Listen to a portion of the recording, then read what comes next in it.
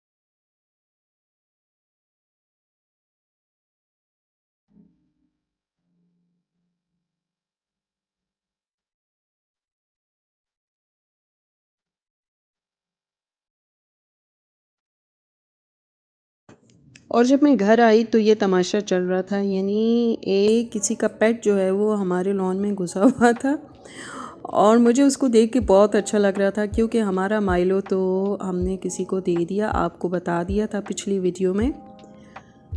तो कई वीडियोस मैंने माइलो के नाम से बनाई हैं। बहरहाल इसको देख के मेरी यादें ताज़ा हो गई तो मैंने सोचा चलो इसी की मैं वीडियो बना लूँ। तो अब ये आया है और ये एक बिल्ली को देख के आया है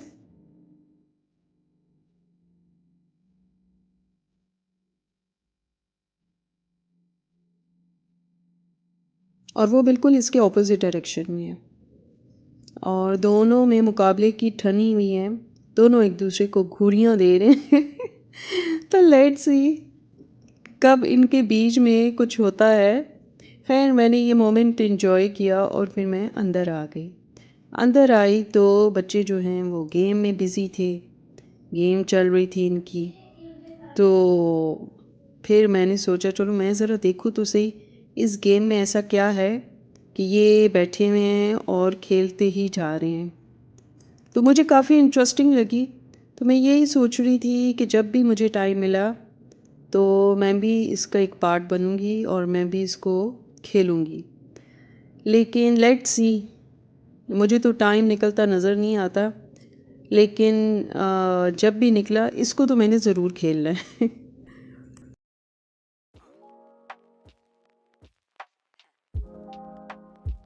तो बड़े दिनों बाद आज हमारी इस तरीके से मुलाकात हो रही है और यकीन करें गाड़ी में बैठे बैठे ही मैं सोचती हूँ कि ये लाइफ कहाँ से शुरू हुई और कहाँ ख़त्म हो गई। तो बस मेरा तो यकीन करें, मैं राउंड द क्लॉक मेरा काम चल रहा होता है।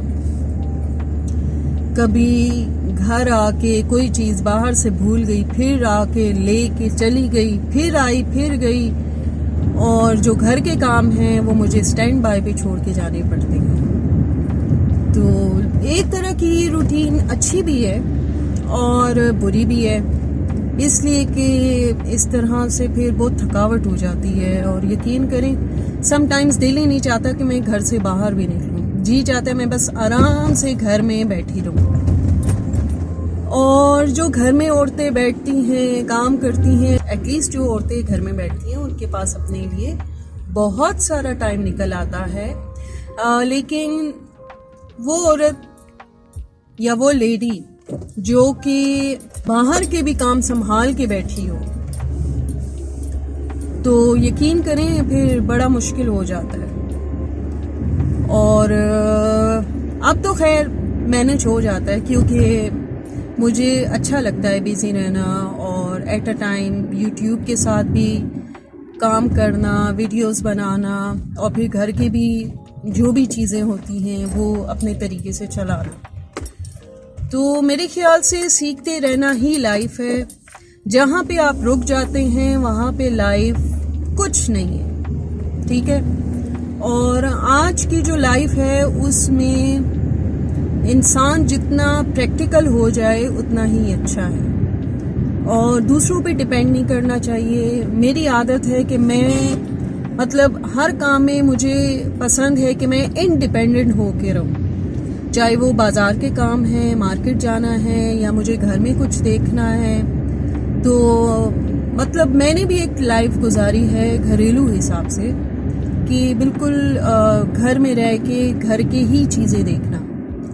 लेकिन अब शुक्र अल्हम्दुलिल्लाह, मैं जब बाहर निकलती हूँ तो मर्दों की तरह सारे काम करती हूँ, और जब घर में रहती हूँ तो फिर मुझे एक हाउस वाइफ से ज़्यादा कोई कुछ समझ ही नहीं सकता। और क्योंकि बाहर का रोल और होता है और घर का रोल और होता है, तो बस इसको मैनेज करना आना चाहिए। लाइफ में टाइम मैनेजमेंट बहुत मैटर करती है। जो टाइम मैनेजमेंट को लेके चलते हैं वो अपनी लाइफ के हर कॉर्नर में वो कामयाब होते हैं, चाहे वो जॉब है, बिजनेस है, जो भी चीज़ है। तो बस ये है कि टाइम लेना चाहिए। और इस वक्त देखिए ना मैं कहाँ जा रही हूँ।